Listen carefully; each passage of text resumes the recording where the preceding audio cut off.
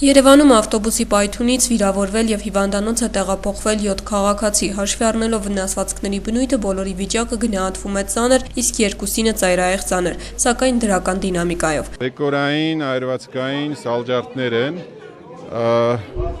և երկու հիվանդ գիտեք, որ վիրահատվել են։ Տուժած երկու դեռահասներին Էդգար Գասպարյանին և Ռոլանդ Խոջոյանին այսօր Արմենիա բժշկական կենտրոնից տեղափոխեցին Սուրբ Աստվածամայր մանկական մասնագիտացված հիվանդանոց։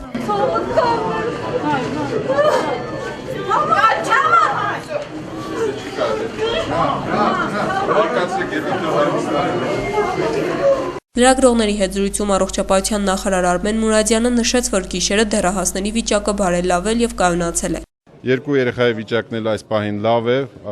կարող ենք ասել, որ հաջողվեց կայունացնել, ապարատից կարողացանք անջատել, հիմա շտապօգնության մեքենայով տեղափոխվեցին անպատասխան կլինիկաները։ Ստորին վերջույթը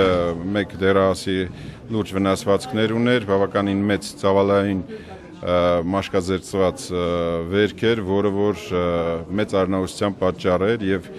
վիճակը կրիտիկական ծայրահեղ ծանր էր, առանց հետազոտելու միանգամից տեղափոխվել է վերակենդանացման բաժանմունք, որտեղ արվել է հակաշոկային միջոցառումները և վիրավորը տեղափոխվել է վիրահատարան, որտեղ և իրականացվել է վիրահատությունը, հաջողվել է փրկել վերջույթը և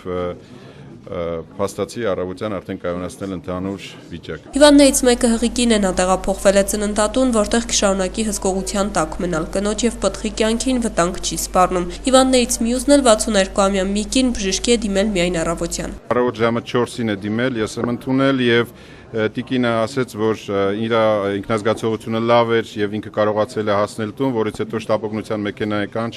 ձևակերպել և տեղափոխվել է հիվանդանոց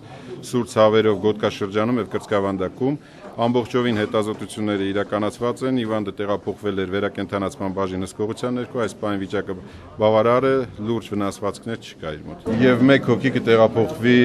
ականջաբանության բաժանմունք, հաշվի առնելով, որ կա նաև թաղանթների վնասվածք։ Մեկ հոգի էլ գտնվում է բաժանմունքում, ուղղակի քերծվածքներ էր և